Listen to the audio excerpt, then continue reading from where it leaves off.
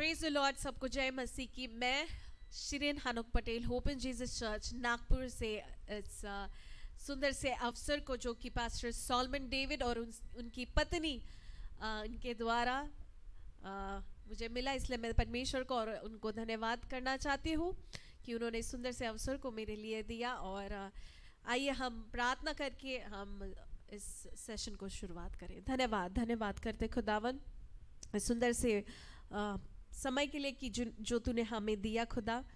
हम वचन सुने परमेश्वर, तेरे उस अद्भुत बातों को परमेश्वर समझे, याद करे खुदावन कि जो तूने प्रॉमिसेस हमारे जीवन के लिए रखा है, इसलिए हम धन्यवाद करते हैं। इंटीरियर इंडिया मिशन, इस पूरे मिशन को, पूरे चर्च को, पूरे सेवकाई को तेरे हाथों में देते खुदावन बाप।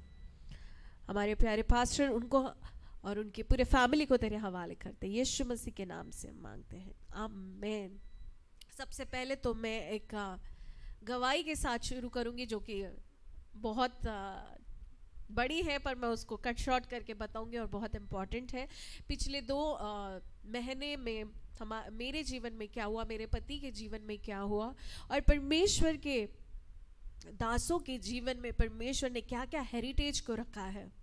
एक वचन को मैं पढ़ूंगी और उसके बाद मैं अपनी गवाही के साथ शुरुआत करूंगी।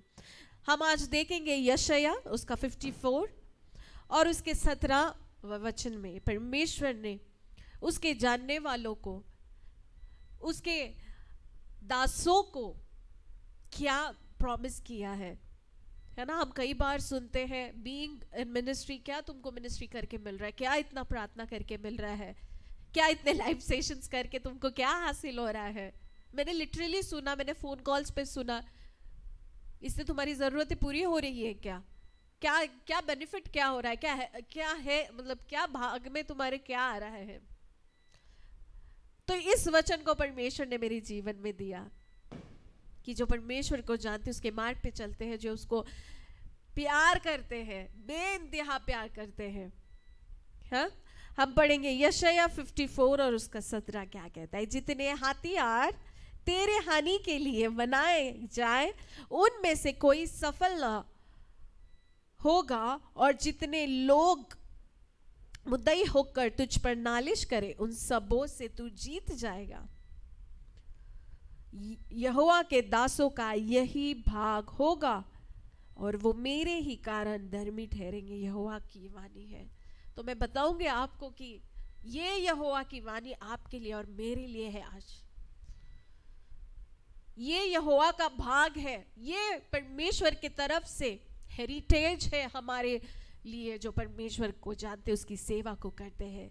क्या कि जितने हथियार हमारे विरुद्ध में बनेंगे वो सफल नहीं होंगे। हाँ, हथियार बनेंगे। क्या है वो हथियार? दुख, तकलीफ, मुसीबत, बीमारी, लाचारी, गरीबी, संकट, disappointment, discouragement, failures. This all are the weapons which are formed against us. But yet my God says, परंतु फिर भी मेरा खुदावन कहता है उनको बनना है, बनने दो, पर वो कभी सफल नहीं होंगे। हालेलुया। बीते दिनों में भी जैसे मैंने आपको कहा कि मैं गवाही को दूंगी, पास्टर हानुक भी ऐसे ही एक वेपन के एक शिकार हुए। बहुत बुरी तरीके से उनको अटैक हुआ, वो हॉस्पिटलाइज हो गए, उनको कुछ लंग्स में इन्फेक्शन हुआ, निमोनिया हुआ, सीवियर निमोनिया हुआ और उनको एडमिट किया गया। उनके रिपोर्ट्स कोरोना के नेगेटिव आ रहे थे। उनको जब मैंने रिपोर्ट्स को देखा तो डॉक्टर ने मेरे ऊपर थोड़ा सा गुस्सा किया। उन्होंने कहा कि हम बहुत देर हो चुका है, हमें अभी इसी वक्त आपके पति को वेंटिलेटर पे डालना पड़ेगा। और मेरा भाई था, मैं उनके कैबिन में उनके चेयर पे बैठ गई, सर पे हाथ रख के। मैंने उनको कहा कि प्लीज़ आप ऐसा मत कहे, ये हम सब जानते हैं वेंटिलेटर पे एक बार जो जाता है तो बहुत कम बाहर आता है, नहीं, नेक्स्ट टू इम्पॉसिबल। मैं अपनी गाड़ी में बैठी और मैं रोते रोते आ रही, मैं बोली परमेश्वर से कि मैं बच्चों को क्या जवाब दूंगी। घर में, जबकि मैं पुणे में थी, नागपुर में नहीं थी, मम्मी को क्या जवाब दूंगी, इनके बड़े भाई को क्या बोलूंगी, उनके कलीसिया को क्या बोलूंगी। बट परमेश्वर ने मुझे बहुत सारे उसके जो वचन थे उसके द्वारा मुझे संभाला, और उन वचनों को मैं बोलती गई। जैसे कि एक वचन था यिर्मयाह 29:11 कि मेरा जो कल्पना है तेरे विषय में वो नाश के नहीं, वो हानि के नहीं, वरन कुशल ही के हैं। फिर ये जो भी शस्त्र तेरे विरोध में उठेंगे वो सफल नहीं होंगे। ऐसे ऐसे वचनों को मैं बोलने लगी। और जब मैं उनको हॉस्पिटल में लेके गई, वो चल करके गए, और डॉक्टर ने बोला अभी तैयारी करो फटाफट। और जब वो गए तब डॉक्टर उनके पास देखते हैं और कहते हैं कि रिपोर्ट्स तो ऐसे बता रहे, पर मुझे नहीं लगता कि उनको इतना सीवियर वेंटिलेटर की ज़रूरत पड़े।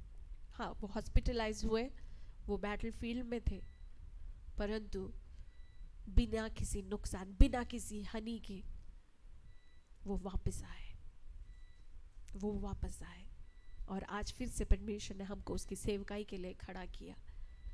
उनके विरोध में बनाए गए शस्त्र वो सफल नहीं हुए।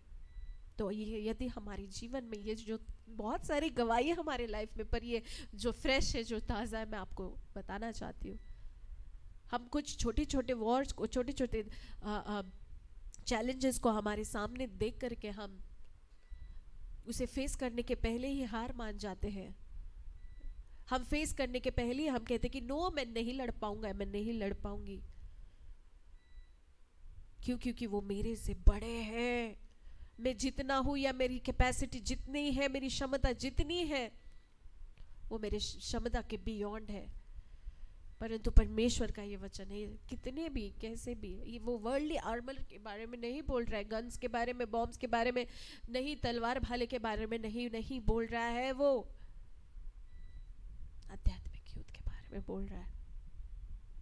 हम देखते हैं 1 सैमुअल में 17 में ऐसे ही एक व्यक्ति बैटलफील्ड में उतरा और उसकी जीत हुई। उसको उसके विरोध में बनाए गए जो भी शस्त्र थे वो नाकाम ठहरे। पर कब? जब वो यहोवा के नाम के साथ गया। जब हम यहोवा के नाम के साथ जाते हैं तो कितने भी बड़े शस्त्र हो, कितने भी बड़े वेपन्स हो, हाँ हो, पर वो सफल नहीं होएंगे, वो प्रॉस्पर नहीं होएंगे। ये किसी भी प्रकार के एक बहुत बड़े क्या बोलते हैं योद्धा का प्रॉमिस नहीं है, परंतु ये एक जीवित परमेश्वर का प्रॉमिस है। This is a promise of God. But when it will get into process, ये प्रोसेस में कब आएगा? जब हम कहेंगे कि हाँ, मैं यहोवा के नाम के साथ आता हूँ या आती हूँ, है ना। हम जानते हैं कि 1 सैमुअल और उसके 17 में क्या हुआ। बहुत लंबी कहानी है, बचपन से हम सुनते आए कि दाऊद और गोलियत ने क्या हुआ, कैसे उसने उस बैटलफील्ड को जीता। साउल ने उसको बहुत सारे बड़े बड़े आर्मर्स को पहनाया था, है ना, क्योंकि साउल उसे लेकर के आया था। वो जानता था इसके ऊपर जो अभिषेक है जो परमेश्वर की ओर से है। उसको पिनाया, चलो तुम बैटलफील्ड में उतरो। परंतु नतीजा क्या हुआ कि वो चल भी नहीं सका। वो इतने भारी थे, उसका वजन अगर पढ़ना है तो 45 अध्याय में लिखा है कितने शेकल्स था, कितना कितना किलो का वो वजनदार शस्त्र और हथियार और तलवार और भाले थे। वो चल भी नहीं सका उस वर्ल्डली हथियारों को लेकर, उस सॉल्यूशंस को लेकर के, उस एडवाइजेस को लेकर के, है ना। हम बहुत सारे सॉल्यूशंस निकालते हैं, एडवाइजेस निकालते हैं कि मैं ऐसे लड़ूंगा, मैं ऐसे लड़ूंगी। अपने आप से हम लड़ाई जीतने के लिए हम अपने आप के आर्मर्स बनाते हैं, अपने आप के मार्ग बनाते हैं। नतीजा चलने का तो दूर, हम स्टेप इन भी नहीं कर सकते उसमें। उसने उतार कर रख दिया। विदाउट आर्मर कोई भी लड़ने को नहीं जा सकता। बट शाऊल जानता था जब जब मेरे ऊपर दुष्ट आत्मा आता था, तब तब दाऊद ने गीतों को गाया, तब तब दुष्ट आत्मा निकलकर भाग गई। तो उसने कहा कि ओके, परमिशन दे दिया, तू जा। हम देखते हैं कि, है ना, दाऊद को गोलियत ने एक वचन के साथ कुछ कहा। मैं पढ़ूंगी आपके लिए। ओके, जो हमें मिलता है पहले शमूएल उसका 17वां अध्याय और वचन 45 से हम देखेंगे। पूरी कहानी नहीं देखेंगे, थोड़ा टाइम हमारे पास कम है, तो हम देखेंगे। दाऊद ने पलिश्ती से कहा, तू तो तलवार और भाला और सांग लिए हुए मेरे पास आता है, परंतु मैं सेनाओं के यहोवा का परमेश्वर के नाम से तेरे पास आता हूं। हालेलुया। जैसे कि मैंने कहा, उसने क्या क्या लेकर के दाऊद को के सामने उसने आया गोलियत ने, परंतु दाऊद का रिप्लाई ये था कि तू तो इतना बड़ा क्या क्या करके लेकर के आया, पर मैं आया हूं तो मैं उस जीवित खुदावन, उस जीवित यहोवा जो सेनाओं का यहोवा है, उसके नाम को लेकर के आता हूं, और वही काफी है। आज हमारे जीवन में यदि कोई बैटल या कोई वॉर छोटी छोटी चीजों से होकर के जा रहे हैं, तो उस सारी सिचुएशंस को, उस सारे डिप्रेशन को, उस डिजीज को, उस तकलीफों को कहेंगे कि मैं यहोवा के नाम से तुझे फेस करता हूं या करती हूं। आई डिड द सेम, यहोवा के नाम से। मैं किसी मनुष्य के नाम से नहीं, मैं डॉक्टर के नाम से बीमारी तुझे भगाऊंगा, नहीं नहीं नहीं नहीं, मैं यहोवा के नाम से तुझे कन्फ्रंट करूंगा, तुझे फेस करूंगा। फिर बहुत सारी बातें गोलियत ने भी कहा, बहुत अपमान किया उसका। हाँ, फिर 47 में हम देखते हैं, और यह समस्त मंडली जान लेगी, यहोवा तलवार या भाले के द्वारा जयवंत नहीं करता। मैंने पहले ही कहा था कि तलवार और भाले के विषय में परमेश्वर बातचीत नहीं करता, उससे जयवंत नहीं होएंगे हम लोग, उससे हारेंगे ही डेफिनेटली। इसलिए आगे सुनेंगे, इसलिए कि संग्राम तो यहोवा का है और वही तुम्हें हमारे हाथ में कर देगा। द बैटल इज माइन, ये युद्ध मेरा है, परमेश्वर कहता है। जो सिचुएशंस में से होकर के जा रहे हो, ये जो छोटे छोटे वॉर्स को तुम लड़ रहे हो, ये छोटे छोटे फाइट को तुम लड़ रहे हो और कह रहे हो कि मैं कैसे लड़ूंगा, ये मेरा युद्ध कितना बड़ा है परमेश्वर, मैं कैसे लड़ूंगा। नो, गॉड इज सेइंग ये युद्ध तुम्हारा नहीं है, ये युद्ध मेरा है। उस समय पे युद्ध दाऊद का नहीं था, वो युद्ध परमेश्वर का था। यदि दाऊद का वो युद्ध होता तो दाऊद हार जाता 100%, क्योंकि दाऊद उसे नहीं फेस कर सकता था या उसे विन नहीं कर सकता था, ओवरकम नहीं कर सकता था। बट व्हेन गॉड, जब परमेश्वर उसमें अपने हाथ को डालता है, जब परमेश्वर के नाम के साथ हम जाते हैं, जैसे दाऊद ने कहा कि मैं परमेश्वर के नाम के साथ आता हूं, तब परमेश्वर बोलता है now this battle is mine, अब ये युद्ध मेरा है, अब ये संग्राम मेरा है। और हम सब जानते हैं कि जब परमेश्वर का ये संग्राम है तो हार तो है ही नहीं, जीत पक्की है। We will get conquered because this is not our battle, this is not our battle, this is a battle of God। ये परमेश्वर का युद्ध है। और वैसे ही हुआ, उसने ना तलवार लिया ना भाले लिया, वो गया है ना, कुछ जो चीज ऐसे ही रास्ते पर पड़ी होती है जिसका कोई मोल नहीं, ऐसी चीज को उसने लिया, पत्थर को लिया। हम सब उस स्टोरी को जानते हैं। और परमेश्वर ने उस कुछ नहीं के ऊपर ऐसे सामर्थ को लाया, और जब उसने गोफन को एक ही बार में स्लिंग शॉट को घुमाया और छोड़ा, तो वो 4 इंच के हेलमेट को वो तोड़ करके उसके गोलियत के सिर में घुस गया और वो स्लेन हो गया और नीचे गिर गया। नतीजा, दाऊद विजयी हुआ और उस समय उसके विरोधी फिलिस्तीन वो हार गई। हालेलुया। संग्राम यहोवा का है, और जितने हथियार दाऊद के विरुद्ध आए वो सफल नहीं हुए। ये दाऊद के जीवन में, ये दाऊद का भाग, परमेश्वर ने दाऊद के भाग में ये लिखा था, ये रखा था। तो तुम्हारे और हमारे भी हेरिटेज में परमेश्वर ने इन सारी बातों को दिया।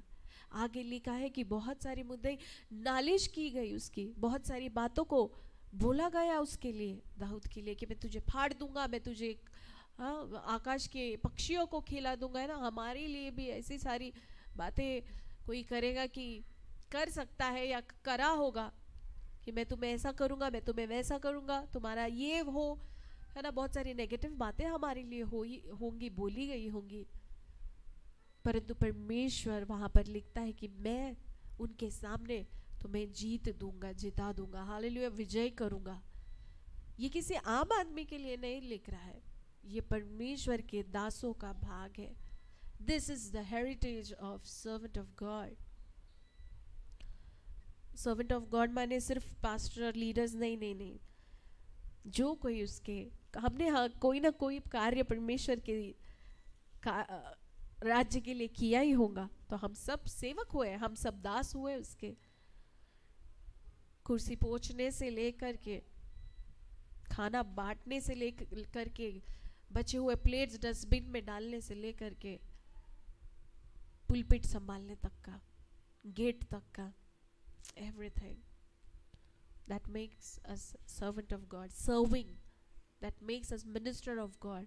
और हम सब का ये भाग परमेश्वर ने लिखा है कि जितने शस्त्र तेरे हानि के लिए, हाँ शस्त्र बनेंगे, हाँ हानि के लिए बहुत सारी बातें उठेंगी, बहुत सारी challenges आएंगे, it will come, it will happen, it will be formed, but it will not prosper।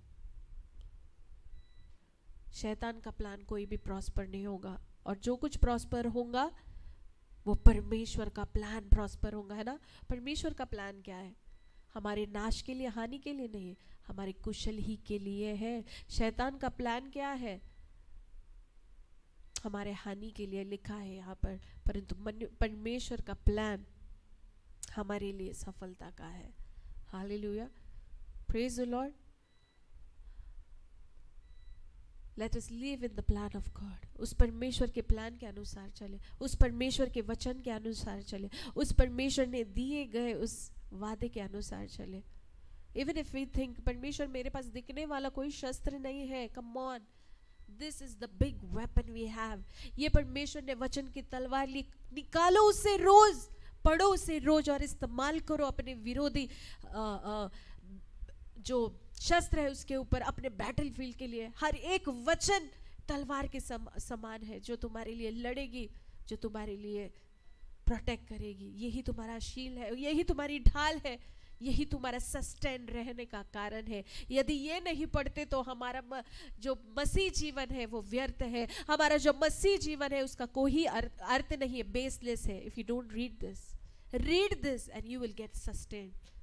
ये परमेश्वर की जो वेपन परमेश्वर ने हमें दिया है ना, इफिशियंस में भी वो सारे शस्त्र उसने हमारे लिए दिया है ना। इफिशियंस 6:10 से आगे आर्मर ऑफ गॉड जो परमेश्वर ने हमें दिया है, क्योंकि हमारा युद्ध लहू और मांस से नहीं, परंतु I don't know in Hindi, Marathi it is आकाश के उस दुष्ट आत्माओं के साथ है ना। हमारा